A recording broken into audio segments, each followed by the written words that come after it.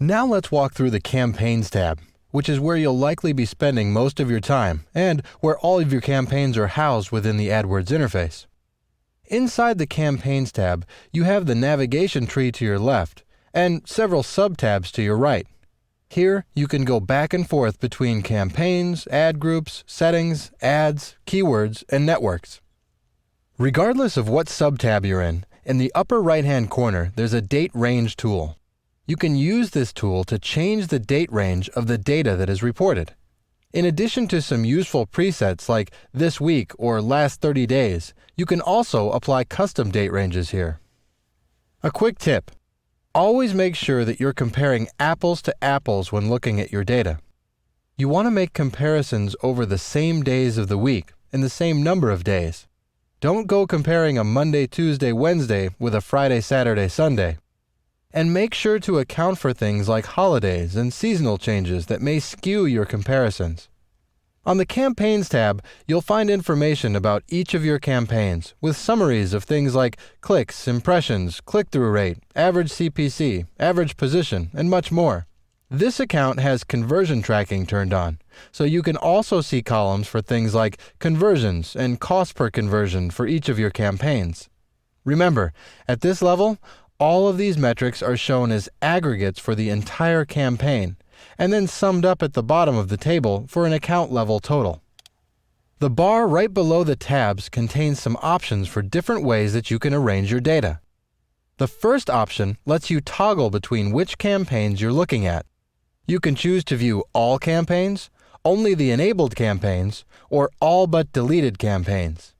It's important to know that in AdWords, a campaign is never actually deleted. It's just marked with a deleted status.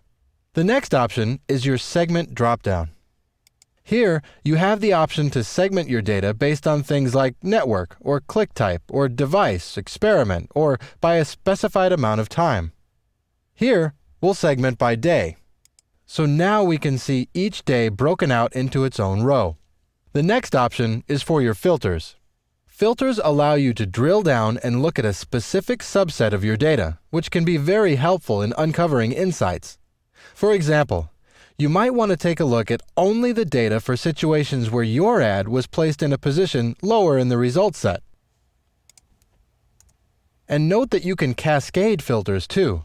So maybe we want to only look at data where we paid more than $1 per click and the ad showed up in a low position. And filters become even more useful when you're looking at data at the keyword or ad group level, since there's a lot more data to sift through. Moving over to the right, we've got the ability to control which columns we want to look at in our table. Depending on what level of detail you're looking at, you'll have different options here. At the campaign level, we could choose to enable some competitive metrics like impression share by just checking the box. Note that we can also drag and drop columns around to reorder how they're displayed.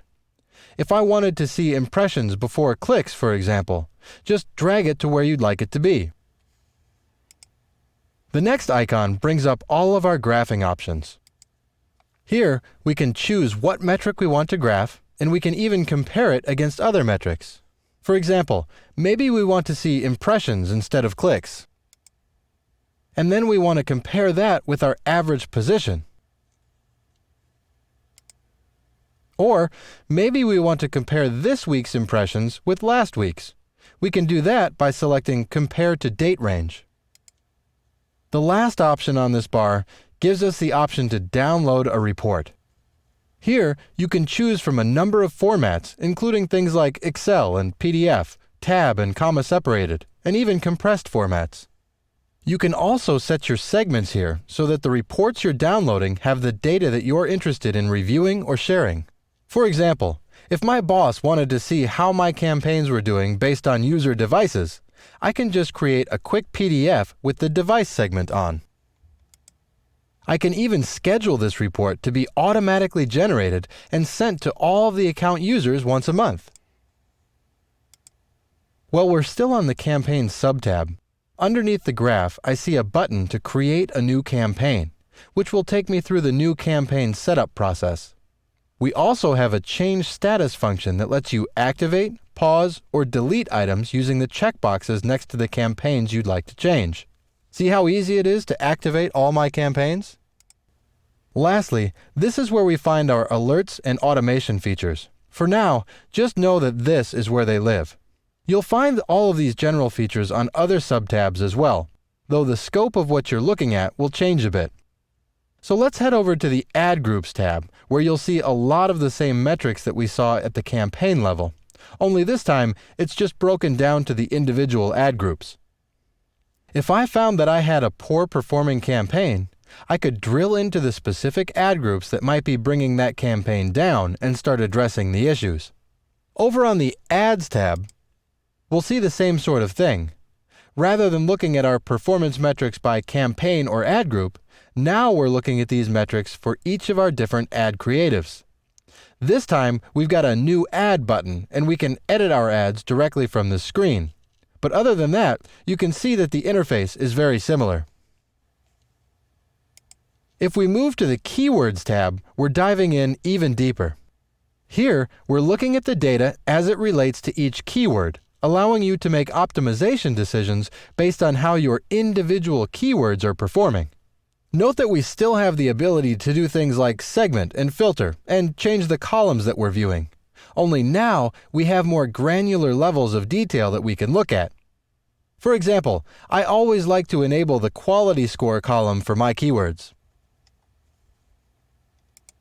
You've also got a few more options under the graph. By using the edit functions, you can make bulk changes to all of your keywords at once. You can use the Edit in Table mode, or you can even use a Google spreadsheet right in the interface. Another option that shows up in the Keywords subtab is the See Search Terms dropdown. This is where you can see what users were actually typing into Google that triggered your ads, and this is a fantastic place to look for negative keywords. If you're selling olive oil and someone typed in how to plant an olive tree, well, your broad match keyword bid on olive might have triggered your ad to show. But this is not a click that you want to pay for. They're not looking to buy olive oil.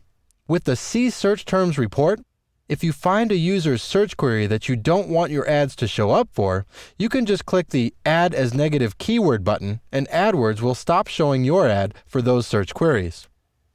You can also take a look at the More Actions dropdown, where you'll find things like the ability to test whether or not your ads are showing for your keywords in certain languages and locations. The next tab is the Networks tab, and this one is a little less overwhelming. Here, we're basically just breaking down our performance metrics by where our ads have been shown, on the search or on the display networks. You'll find a summary of search network data, and you'll also find all of your placements for your display campaigns and information on how they're performing here. Lastly, this is where you can manage your exclusions, which is how you tell Google what websites in the display network that you don't want your ads to show up in. There are a handful of additional tabs hidden inside a dropdown by default. Things like the Audiences, Ad Extensions, and Dimensions tabs are a little outside the scope of this video, but you should know that they're here for when you're ready to use them, and we'll be getting into them later in the course. The Campaigns tab is really the heart of the AdWords account. All of the information you need to set up, monitor, and make changes to your account is right here, and you'll find that this is where you spend most of your time.